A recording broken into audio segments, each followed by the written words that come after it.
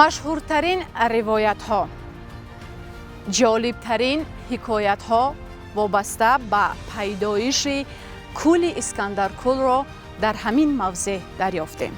بنابر روایت های شنیده این مکان جایی است که اسکندر مقدونی دست خود را گذاشته است و از پی ایز انگشتان او همین 5 چشمه جاری گردیده است. سلام و درود و پیام به کل بینندگان. برنامه نوبتی روایت یا حقیقت است پیشنهاد شما از تلویزیون سیاحی و هنرهای مردمی. پی جستجوی معجزه های اسکندرکل ما آمدیم به موضع طبیعی تاریخی اسکندرکل. بیایید میبینیم که از روایت های شنیده تا حقیقت حال چگونه تفاوت هاست. با ما باشد.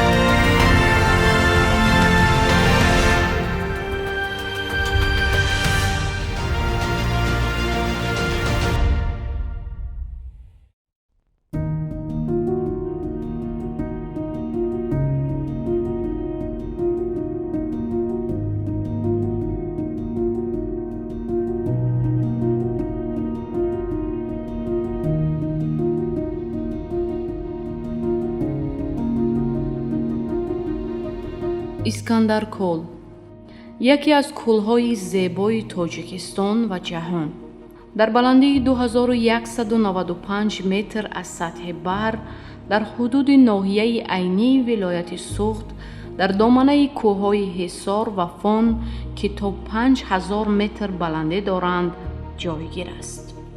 اقلیم مساعد، طبیعت ناتکرار و فرح بخش این موضع صد ساله ها باز دقت مردم را به خود جلب نموده پی تاریخ پیدایش این کل ده ها روایت و قصه ها را در بین مردم به میان آورده است.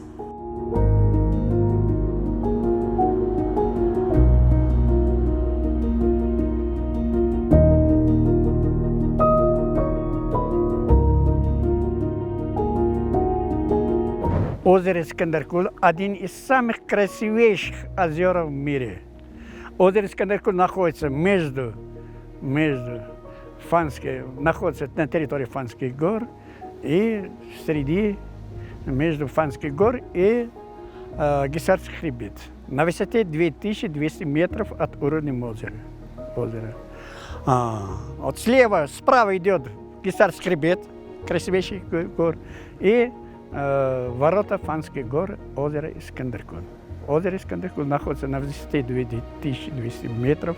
Глубина озера 90 метров. Вокруг озера 18 километров. Впадает в озеро 4 река. Река Азармеч, река Саритак, река Панчашма 5 источников и река Серема в переводе 3 тополя. Вытекает одна река Искандар-Дарья. Искандар-Дарья, протяженность 24 км, впадает в Фан-Дарья в Заравшан, река Заравшан.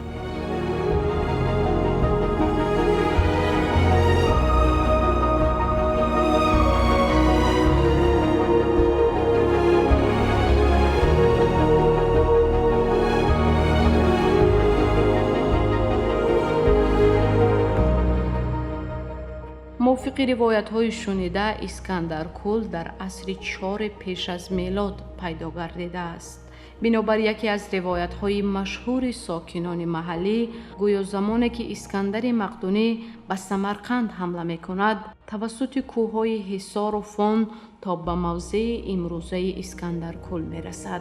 سغدیان در مقابلش نیروی شکست ناپذیر نشان می دهند. искандар бо лашкараш ақибнишинӣ намуда чанд муҳлате даруни ғоре макон мегирад. рӯзе хабараш медиҳанд ки чанд нафар аскаронаш аз ҷониби суғдиён шабохун шуданд. искандар ба хашм омада муште ба кӯҳ мезанад ва аз пайи изи ангуштонаш 5 чашма ҷорӣ мегардад. дар ин замон фикри ҷазо додани суғдиёни итоатнопазир ба сараш меояд. ӯ ба аскаронаш амр медиҳад ки пеши 4 дарёе ки дар поёнтар якҷо шуда то ба дарёи Зарафшон мераванд бубанданд, то пас аз муддате роҳи обро кушояду лашкари суғдиёнро ки дар деҳаҳои поён қарор доштанд ғарқ намояд. ҳамин тавр искандаркул пайдо шудааст.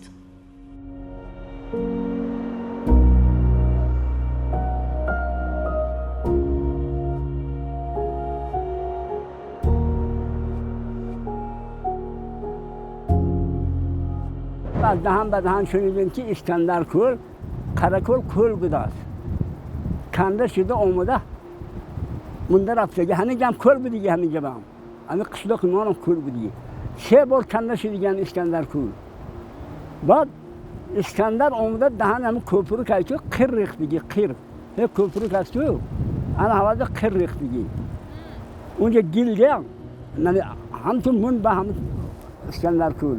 روایت ها هست که وقتی که اسکندر به هجوم میکند یک چند سال همینجوری استقامت میکند، از گرد و گوشه های و آدم جمع کرده، دخترای بسیارتر جمع میکند، سرلشکراش و خاندار میشن بسیاریشون. بعد موانبا بناین از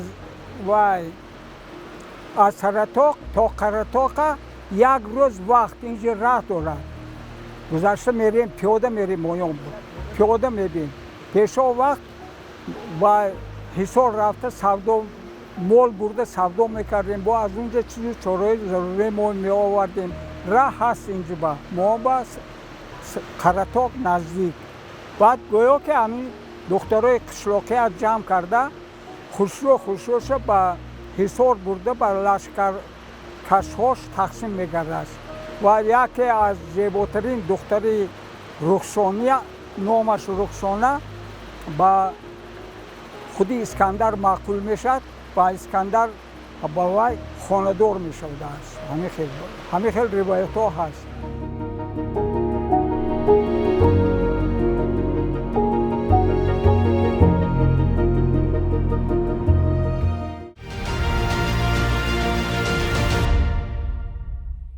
اینجا موضع دویومه که با پیدایش کول اسکندرکول ربط دارد. طبق روایت های شنیده زمانی که اسکندر مقدونی آینه جهان نما را پیدا می نماید و در آن وابسته به زیباترین دختری روی عالم پرسان می شود، آینه‌اش رخشانه را نشان می دهد که در همین مکانها عمر به سر می برده است. و زمانی که اسکندر به جستجوی رخشانه می آید و او را به همسری می گیرد، این قرارگاه یعنی که قصر آن زمانه اسکندر مقدونی بوده است و طبق شنیده ها درون این کوه 32 متر راه داشته است و عین حال بنابر سبب که در حالتی نه آنقدر خوب قرار دارد ما امکانی درون این کوه وارد شدن را نداریم.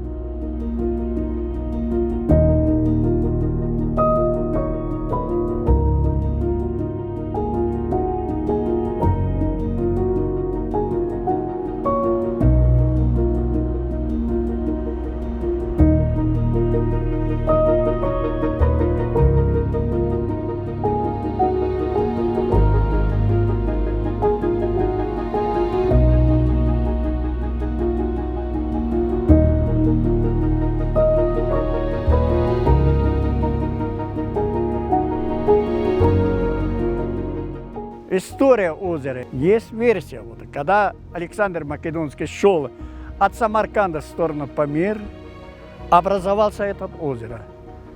За честь его войска назвали озеро Александр Македонский. Это первая версия. Вторая версия. Когда шел Александр Македонский со своими войсками в сторону Памира от Самарканда, вернулся в сторону, вернулся в Фанских горах, жил в этой пещере, красивейшей пещере. Некоторое время жил со своими войсками и самый любимый жена Сагдянка, Рокшона. И потерял самый любимый кон Буцефала в это же место, где в этой пещере. Рядом с пещерой находится красивейший источник, 5 источников Панчашма среди гор, 5 палец. Первый источник – счастье, второй – любовь, третий – здоровье, четвертый – самое большое богатство, 5 – наследство. Вот выбирайте, из какого родника с источника пить. Так, посмотрите вот этот. Следи рук Александра Македонского. 6 палец. Прямо вот так. Правая рука Александр Македонский. Следи обувь Александр. Чуть выше, вот справа посмотрите. Следи обувь Александр Македонский. از آدم‌هایی که پیشتر گذشته بودن موسفیدا ما شنیده هستیم که اسکندر مقدونی به همینجا سفر کرده اومد با لشکر خودش. همینجا اومده پیش کول همین اسکندر مهان کرده است که آب دیگر نرود گفته. وقتی که با همراهی ارمی خودش مهان میکند با لشکر خودش، بعد چندین وقت آب ششته میبرد دیگه. حاضر من همین آبی که از همین طرف اسکندر کول برآمده میرود آبی اسکندر کول است. بعد به مرور زمان نام همینجا بعد اسکندر کول میمونه. با روایت است که درباره همین اسب اسکندر گویا که اسب اسکندر در همینجا غرق می شود. خب خیلی اسکندر میگفت که اسب هم غرق شده بود دیگر پیدا نمیشد. گفته روایت است که بعد چندین سال همین اسب از درون همین کول میبرامده است و یا خودش نشان میده با گشت درون همین کول میدرامده است. همین خیلی روایت های قدیمه درباره فرض کنیم اسکندر کول هستند که ما هم شنیدگی هستیم.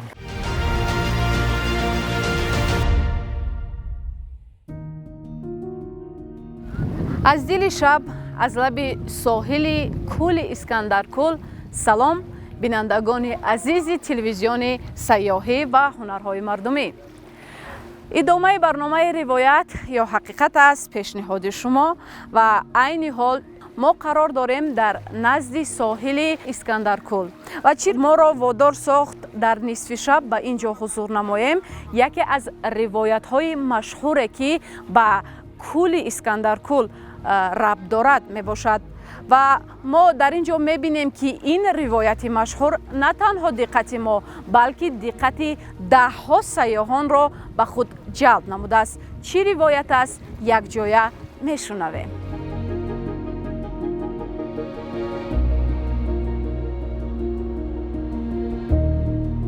یک تا اسب جرنگی سفید داشته است. همون اسب سوار که میجا کوچکی ما اسب خو میمونده است و غلبه میکرده است. من خیلی وقتی که دشمناش قصدگیری میکنن در همین جورچه اسبش میکشن. همون روح اسبش را کنه میدانم یا که این جسدش باشه در همین حوض می کول میپرده. دلش نمیشد و کول نمیکنه در همین کول میپرده.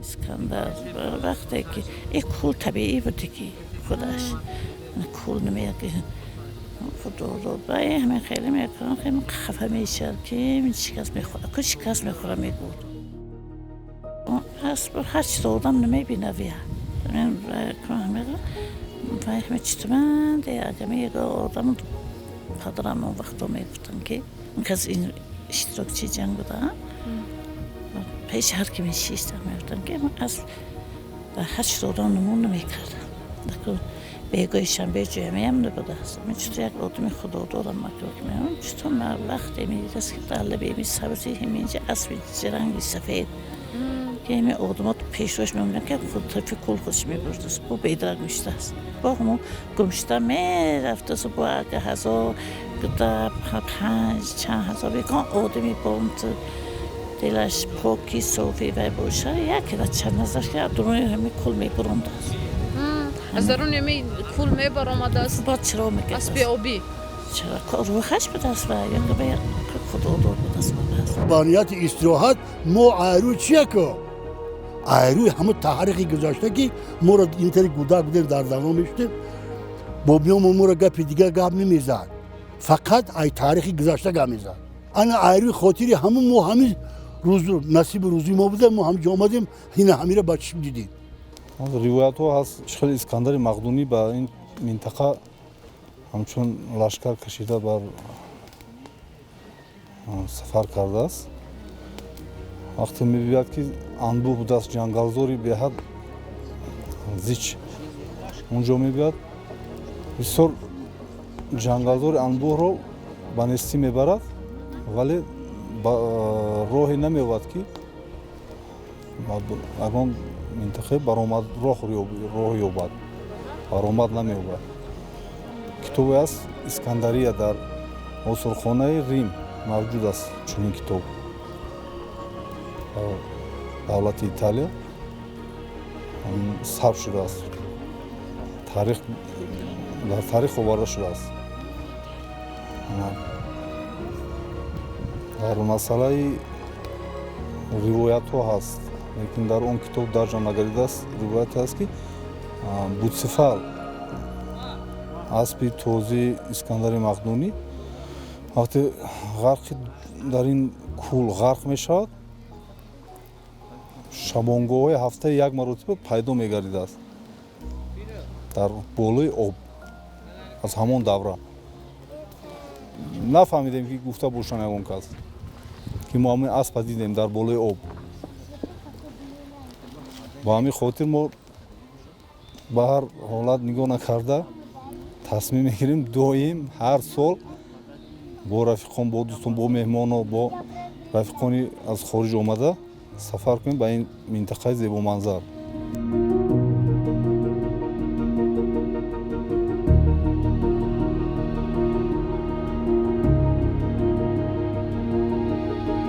خوبی روایت ها در آن است که شکوه و شهامت دلخواه موضع را والاتر می نمایند و عزیزتر می گردانند.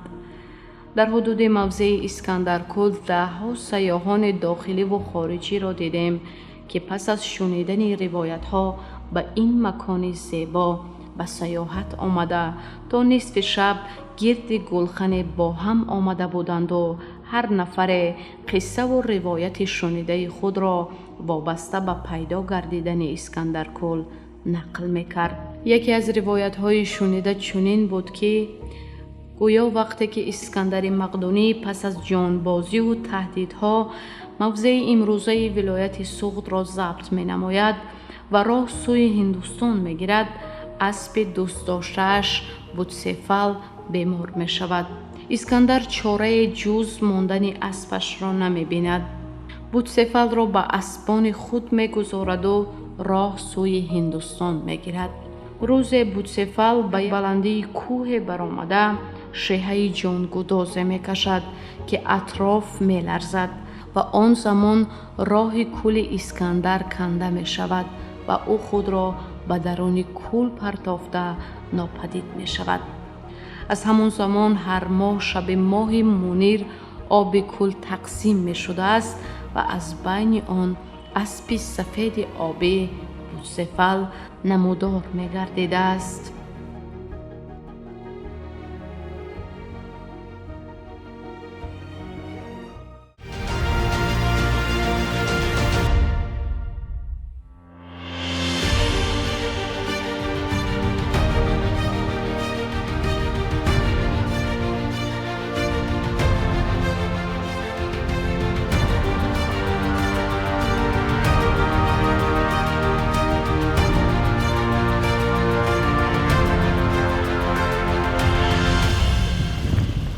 تا دل شب و از صبح صادق تا حال در لب ساحل اسکندرکل انتظار اسب سفید آبی اسکندر مقدونی شدیم که طبق روایت ها هر شب از درون اسکندرکل به بیرون می برآمده است.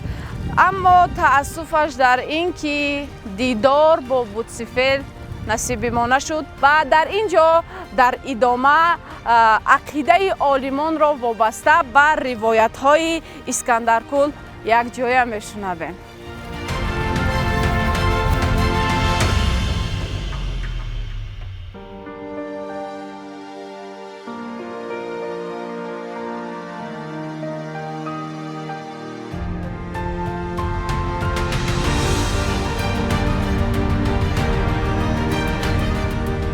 дар миёни мардум доир ба яъне топоними худи маънои номи Искандаркул ки онҳо бо номи гидроним ёд мешаванд дар илми топонимика.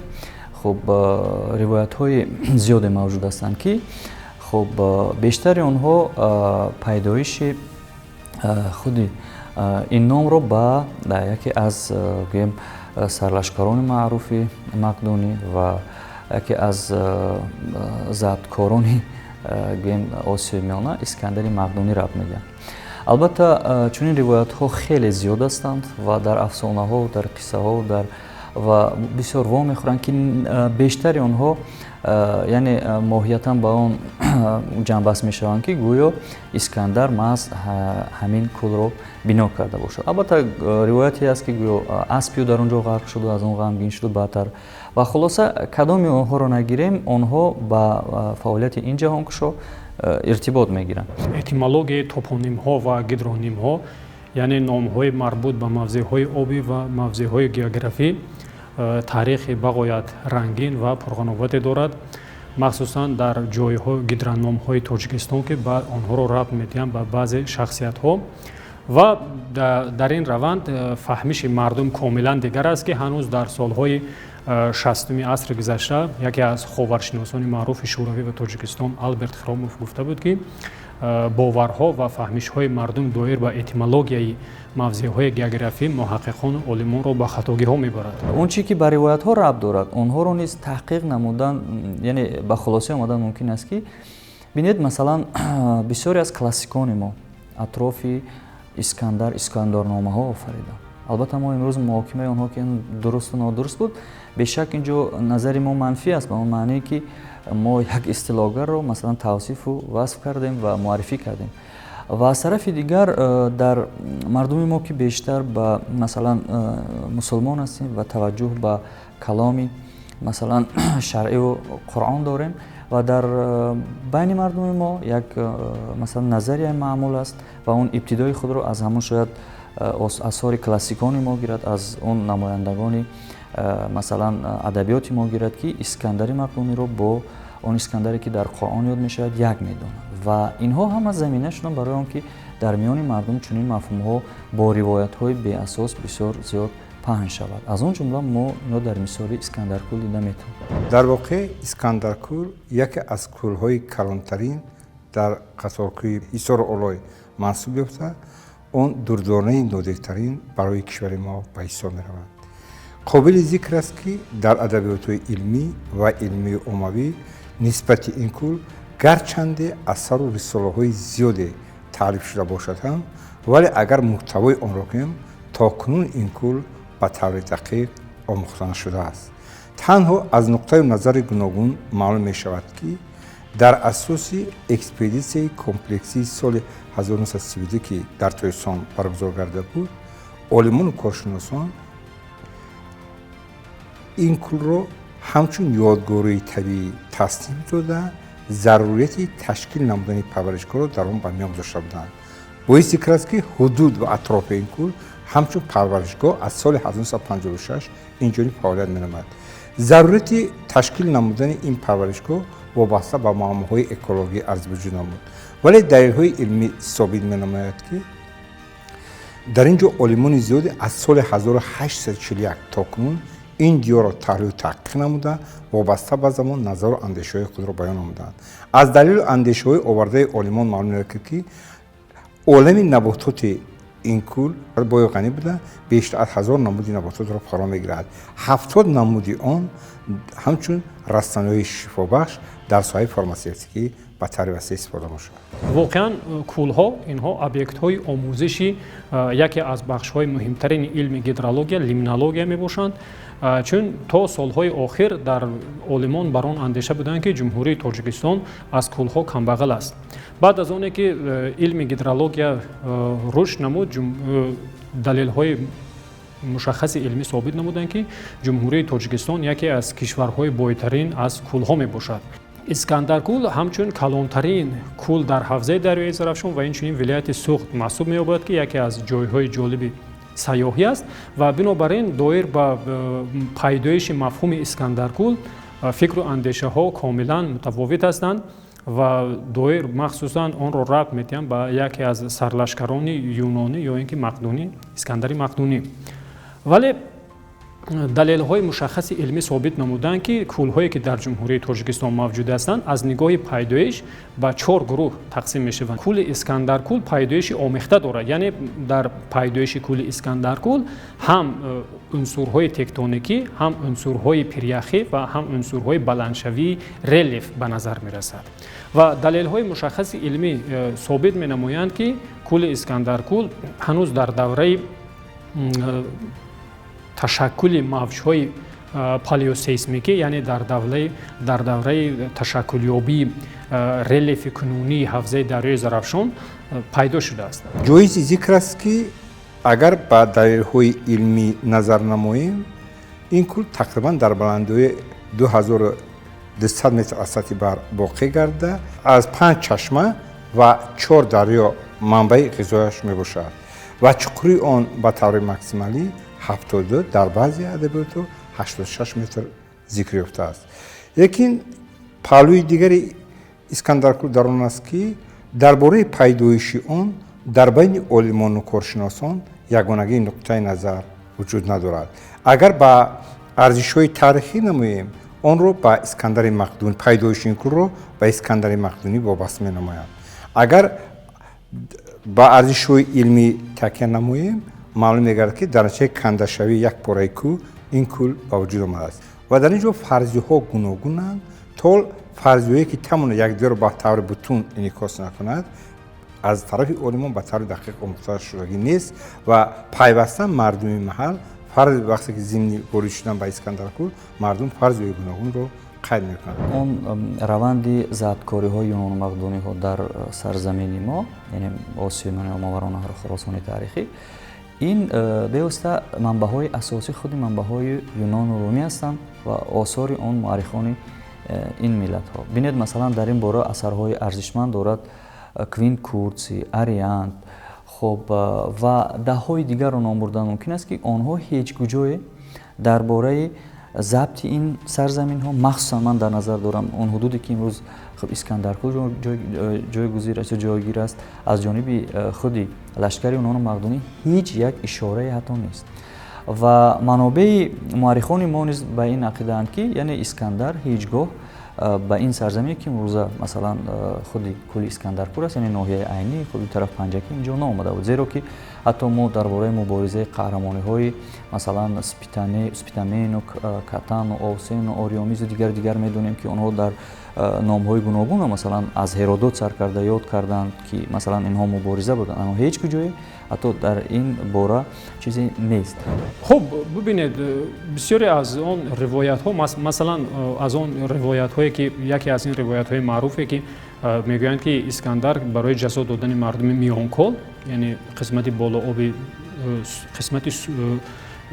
болооби дарёи Зарафшон, он тавонист ки ин оби дарёро бандад ва баъдтар кӯле пайдо шаваду онро мардумро ҷазо диҳад. вале ин ҷо ягона роҳ дар он замон ки чунин техникаи технология набуд, ягона роҳ ба ҳангоми воридшавӣ ба минтақаи Искандаркӯл танҳо аз Самарқанд танҳо тавассути шаҳри Панҷакент ва худи қад-қади дарёи Зарафшон буд. чӣ гуна Искандар метавонист ки ба ин минтақа бе гирифтани Самарқанд ворид шавад? яъне ин ягон хел ҳақиқати илмӣ надорад, чунки далелҳои мушаххаси лимнологӣ пайдоиши Искандаркӯлро ҳанӯз ҳазорсолаҳо қабл аз ҳуҷуми искандар ки дар 329 пеш аз милод бар ин сарзамин иттифоқ афтод медонанд. Бинобар ин Искандаркӯл чун системаи кӯлҳое ки дар водии Зарафшон маълуми машҳур ҳастанд ва шумораи онҳо аз 60 адад зиёд аст, вобаста чунин ба мавқеи ҷуғрофии онҳо ривоятҳо комилан мухталиф ҳастанд ва ин гуна ривоятҳоро нисбат ба дигар кӯлҳои ин минтақа, махсусан ҳафткӯли Шингдара ва кӯлҳои Пасруд, кӯлҳои Аловиддин, вобаста ба инҳо умуман ривоятҳоеро мардум ба таври тахайюлӣ бофта мебароранд ки аз нигоҳи лимнология, аз нигоҳи геология ва аз нигоҳи патомология, яъне илми дарёшиносӣ, умуман ин этимологияҳоро комилан инкор менамояд.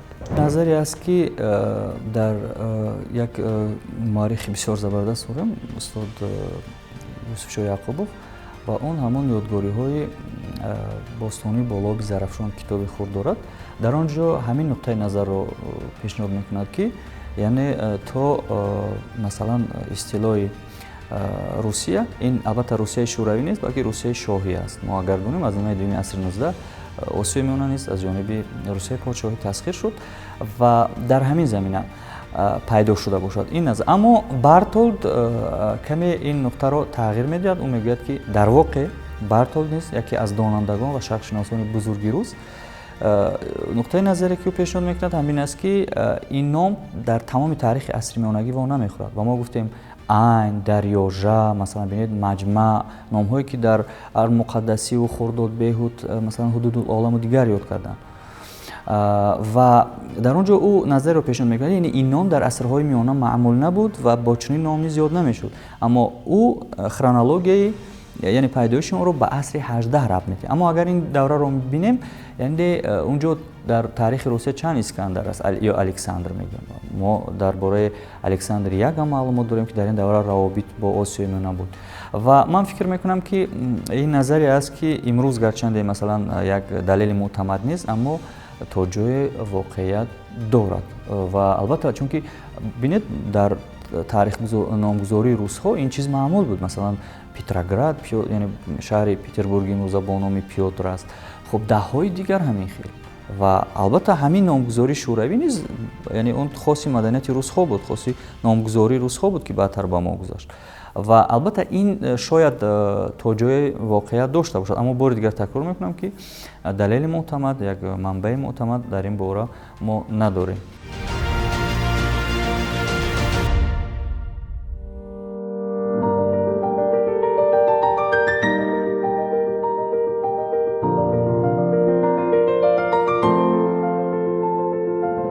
боис ба қайд аст ки табиати зебову диданӣ, обҳои ташнашикану шифобахш, ҳавои дилкушову паррандаҳои хушилҳону манзараҳои дилфиребу ривоятҳои гуногуни Искандаркӯл на танҳо диққати сайёҳони дохилӣ, балки диққати садҳо сайёҳони хориҷиро низ ҷалб намуданд.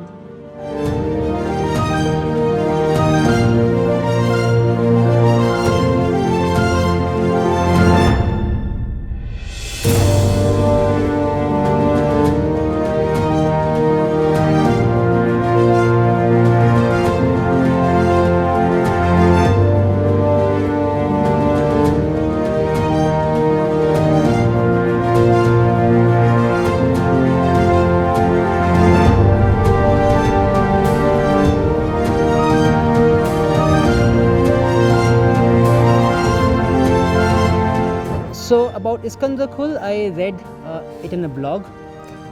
There are 2-3 very famous blogs by a Russian blogger called Nikki and an وابسته به قصه روایت‌های طبیعت زیبای اسکندرکول من در صفحه اجتماعی یک بلاگر مشهور که نیک نام دارد خوانده بودم و با همراهی دوستم اینک به تاجیکستان آمدیم. راستی طبیعت زیبای تاجیکستان و مهمان‌نوازی صمیمی شما تاجیکان شایسته تحسین است و باید گفت که روایت‌هایی که وابسته به پیدایش اسکندرکول و اسبش در بین مردم هستند جالبیت و شکوه این موضوع را باز هم زیادتر می‌کنند. They thought never to, surrender to Alexander. Здравствуйте всему Таджикистану. Мы из России. Я Настя, а это мой друг Дима. И мы приехали сегодня к вам, пересекли границу, и мы очень рады. Сегодня мы попали на озеро Искандеркуль, проехали через ваши супер красивые Фанские горы. Мы просто останавливались каждые 5 минут, чтобы фотографироваться, чтобы наблюдать, созерцать. Запечатлеть вот это моменты, потому что они бесценны. Просто ехали, я говорю, глаза просто вытекали от красоты просто. Красота на самом деле неописуема. Горы постоянно разные, они то красные, то синие, как будто их мазками Художник, гуашью, как будто реально нарисовал художник. Ну, мы такого в жизни ни разу не видели. Для нас, мы были в Крыму, в Алтае, на Камчатке, во Владивостоке. Но на Кавказе были, такой красоты не видели. Мы просто... Ну, реально, мы опытные путешественники, много где были, но для нас это вот этот эффект вау произвела вот это место, вот честно. Мы просто останавливались, кричались, обнимались. От счастья. От счастья. Просто не хватало еще плакать, чисто. Это вот некий катарсис, как говорят, когда ты от того, что ты видишь, начинаешь испытывать сильные эмоции, что аж чуть ли не до слез. Ну да, нам очень понравилось. Мы пережили именно вот этот эмоциональный просто восторг. Ну, это было здорово, незабываемо. А теперь здесь, если переночевать на озере, мне кажется, это зарядиться энергией, да. Я думаю, это будет вообще, выше. Вы представляете, мы ехали в Таджикистан через несколько стран, мы сами с России, мы ехали через Казахстан, Киргизию, Узбекистан, и все для того, чтобы попасть в вашу страну, посмотреть на ваши красоты, на эти горы, о которых ходят легенды, и которые являются мечтой любого мотоциклиста, да, любого. Именно пройти Памирский тракт, это просто, наверное, любой бы мечтает, но у него каждого хватает силы, мужества, ну, возможности. Но у нас пока вот есть молодость, пока силы, здоровье, мы решились на такой подвиг. من سیوم مرتبه با اهل عالم از اینجا تشریف میبرم و از این بود هوا و از استراحتگاه اینجا استفاده میبرم. من حاضر همچون سیاه به همین جا آمدگی میباشم. طبیعت همین اسکندرکول نه اینکه برای مردم ما تاجیکان بلکه برای مردم تمام جهان مشهور و معلوم است. قید کردن آدم‌ها که یک سیاستمدار فرانسوزی سالهای 35-40 سال پیش از این آمده بود در اینجا یک هفته استراحت کرده و گفت است که با زبان روسی که ژمشوژینه و گره ونوتری گرخ یعنی که مروارید در بین کوههای فان گفته است. بعد از اینجا رفته است منم در یکی از همین ژورنال ها خوندم که همین گپی که همون سیاستمدار همون فرانسوزی گفته است برای من معقول شد. در حقیقت هم جای بزای بخشرو هستند. من تکلیف میکنم که همه مردم تاجیکستان بیان یک بار نگاه کنند، از آب همینجا نوشند، از موضع های همینجا استفاده برند، هوا کشند، هوا گیرند که طبیعتی زیبا دارد.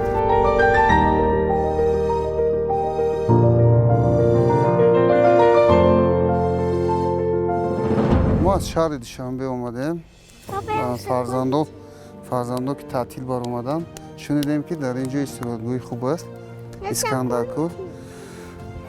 برای فرزندو را بسیار جای خوب بوده اومدن استراحت کردن همینجا در با فهمیدیم که در پایانتر همین شرشره خوب است در او جمع باز نصیب باشه با تماشای اوجا میبریم بوده که بسیار جای فورم جای خوب برای فرزندو را معقول شد. پس از رفتن به اسکندرکول نمیتوان کل زیبا و دیدنی کل ماران که از اسکندرکول 150 متر دورتر جایگیر است نادیده برگشت. نمودی زیبای این حوض و طبیعت ناتکرار آن به مانند زیباترین نگاره است که رسام از رنگین ترین تخیلاتش تصویر نموده است. کل ماران نام گرفتن کل به آن وابسته بوده است که در درونش نوعهای گوناگون مارهای آبی زندگی می‌کردند و خود آب کل در هر موسم رنگش را عوض می‌نموده است.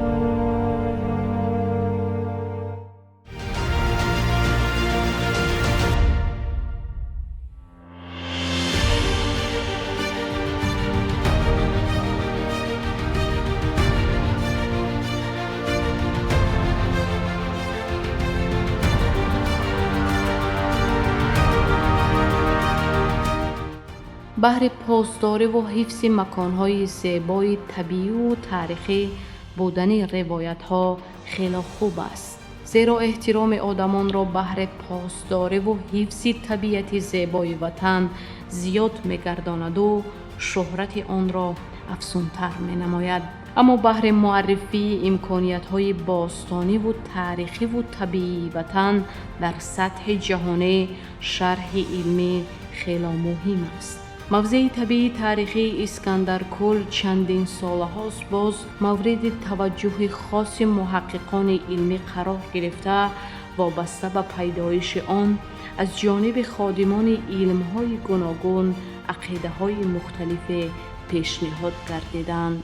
بنابر تدقیقات علمی عالمان ساحه گیولوژیا، مینرالوژیا و زلزله شناسی، اسکندرکل همچون معجزه طبیعت در زمانهای خیلی قدیم در نتیجه افتیدن کوهی که 1.5 کیلومتر درازی و 600 متر بلندی داشته است، سر راه دریاچه‌های هزارمش، سریتاخ، سریمه و ماران را بند کرده است و وجود آمده است.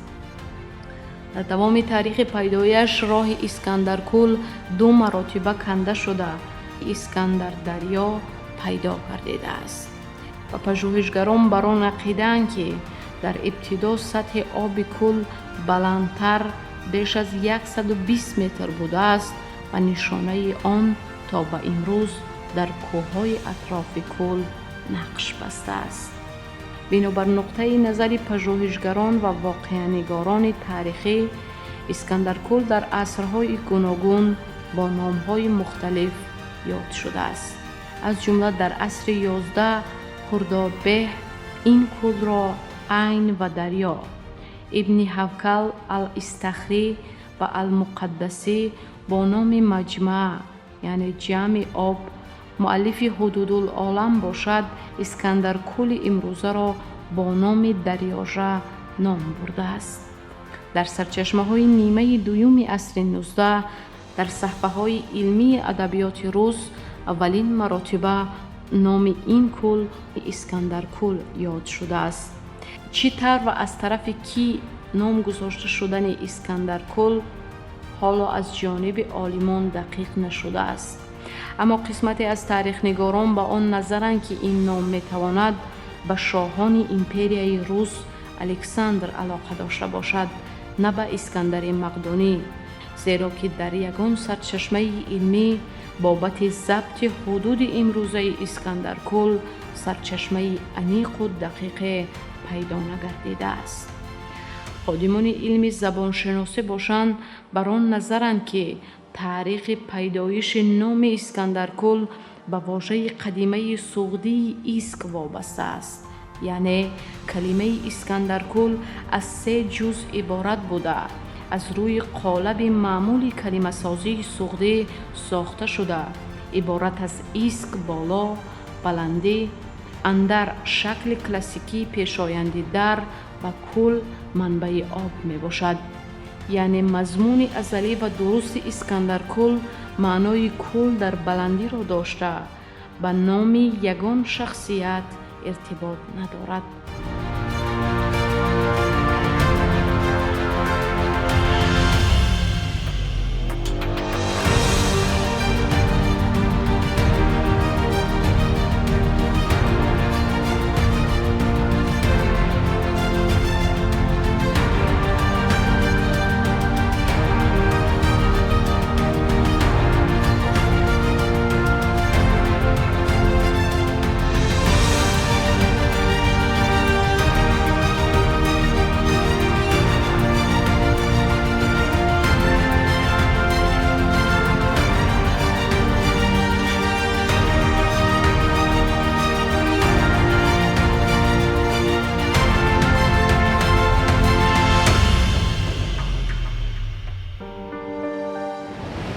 بینندگان عزیز، این دیگر معجزه موضعی طبیعی تاریخی اسکندرکل است. شرشره اسکندر که 1.5 کیلومتر دورتر از کل اسکندرکل جایگیر است و از آب کل اسکندرکل سرچشمه میگیرد و طبیعت این موضع ناتکرار است و اون احساس و اون نیرویی که ما از زیبایی این موضع گفتیم ستایش ناشدنی است و هر نفر را میباید در اینجا خود بیاید این معجزه واقعی که طبیعت آفریده است با چشم خود ببیند و وابسته به اون روایت هایی که ما پیشنهاد شما کردیم و اهل علم هم نقطه نظر خود را پیشنهاد کرد، قضاوت در دست خود شماست و یگانه پیشنهاد ما داریم خود بیاید، زیرا طبیعت این موضع ناتکرار است و اینش روایت نیست، حقیقت است. بینندگان عزیز، در اینجا برنامه نوبتی روایت یا حقیقت به انجام میرسد با برنامه های جالب و دیدنی تلویزیون سیاحی و هنرهای مردمی باشد. تا برنامه های دیگر، خیر.